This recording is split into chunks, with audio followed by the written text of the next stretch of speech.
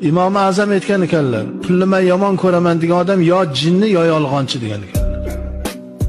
Bu dunyoda pulingiz bo'lmasa 100 ta do'stingizdan bittasi yoningizda turadi, 99 tasi yuz o'giradi. Gapingiz ham birovga yoqmaydi. Ilmingiz bormi?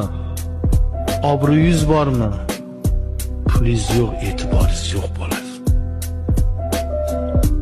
Odam zotni juda yuzini shuvut qilib qo'yadi. Pulsizlik, molsizlik.